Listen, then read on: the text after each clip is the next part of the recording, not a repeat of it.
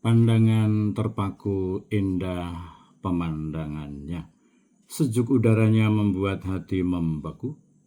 Setiap orang yang mau mengikut aku, ia harus menyangkal dirinya, memikul salibnya, dan mengikuti aku. Saya Pastor Petrus Suharjono SJ mengaturkan kepada Anda sekalian salam kasih hati kudus Yesus dan berkat Allah yang Maha Kuasa dalam nama Bapa dan Putra dan Roh Kudus. Amin. Pada kesempatan ini bersama-sama kita akan mendengarkan dan sekaligus merenungkan bacaan Injil dari Injil Matius bab 16 ayat 24 sampai 28.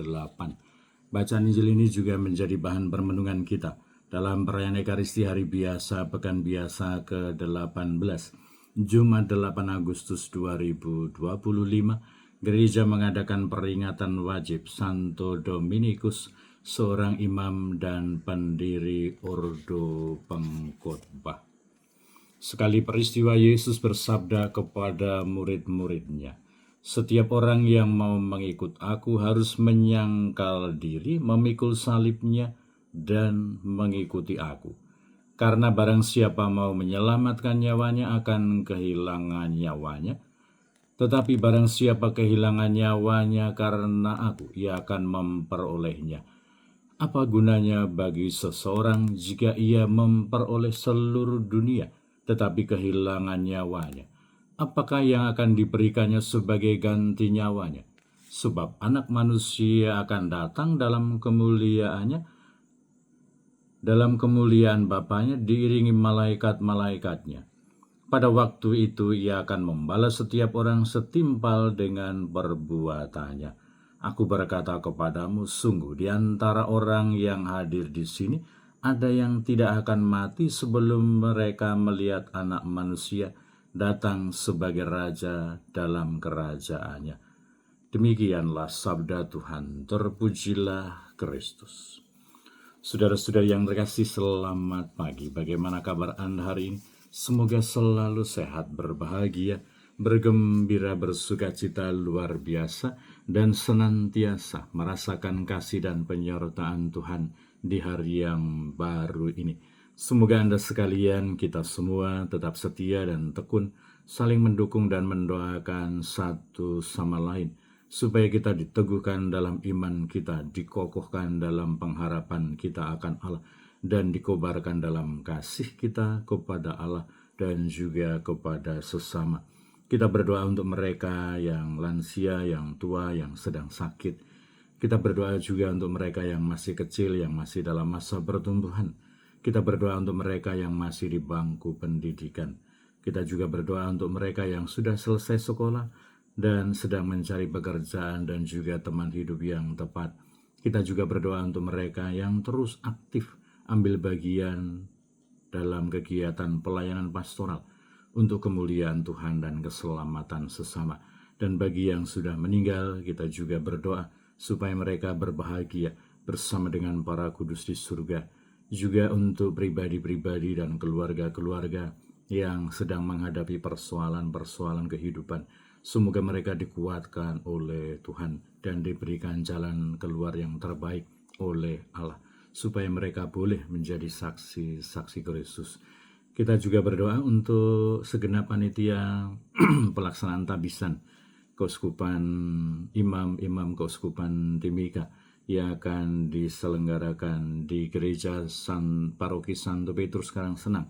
Semoga segenap panitia dikaruniai kesehatan yang baik, semangat persaudaraan, semangat tanggung jawab, semangat kerjasama, dan dikaruniai iman untuk melaksanakan tabisan itu dengan sebaik-baiknya. Dan hari ini sekretariat panitia tabisan akan diberkati. Semoga menjadi tempat bekerja yang nyaman, yang baik. Dan kiranya bahwa kita turut bergembira, bersyukur bersama dengan saudara-saudari kita yang merayakan pesta nama pelindung Santo Dominikus. Pribadi-pribadi, kombas-kombas, wilayah-wilayah, stasi-stasi, paroki-paroki, dan komunitas umat beriman yang bernaung di bawah nama Santo Dominikus. Semoga berkat doa dan teladannya kita akan semakin dikokohkan dalam upaya kita untuk senantiasa mengasihi Allah, untuk mengikuti Kristus dan menjadi saksi-saksi Kristus di dalam keseluruhan kehidupan kita. Dan kiranya bahwa nasihat yang disampaikan oleh Yesus kepada para muridnya, supaya siapa mau menjadi pengikutnya harus memikul salibnya, mengikuti aku, menyangkal dirinya, kiranya menjadi peneguhan, penegasan untuk kita. Apa yang seharusnya kita lakukan sebagai para pengikut Kristus? Semoga kita memiliki gambaran yang ideal tentang sosok pengikut Kristus, mengikuti Yesus, memikul salibnya, dan juga menyangkal dirinya. Memang tidak gampang, memang tidak mudah. Melawan egoisme pribadi kita, menyangkal diri kita, itu susah, itu repot, itu tidak menyenangkan.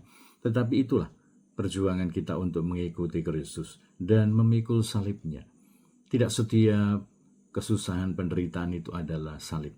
Salib itu hadir, salib itu lahir ketika kita berjuang menjadi pengikut Kristus. Karena kita menjadi pengikut Kristus dan kita mengalami kendala, mengalami kesulitan. Kalau kesulitan, masalah datang karena persoalan, karena kurangnya komitmen pribadi, karena kekonyolan kita, itu bukan salib, tetapi itu adalah kesalahan pribadi. Tetapi semoga kita berani menanggung segala penderitaan, kesulitan hidup karena mencintai Kristus, karena mengikuti Kristus, karena kita mau menjadi pengikut Kristus yang berani mengikuti Kristus, berani menyangkal diri, memikul salibnya setiap hari. Dan kiranya peneguhan, penegasan yang disampaikan oleh Yesus hari ini menjadi inspirasi, menjadi kekuatan bagi kita untuk senantiasa mengikuti Kristus secara konsekuen. Berkat Allah yang Maha Kuasa, dalam nama Bapa dan Putra dan Roh Kudus.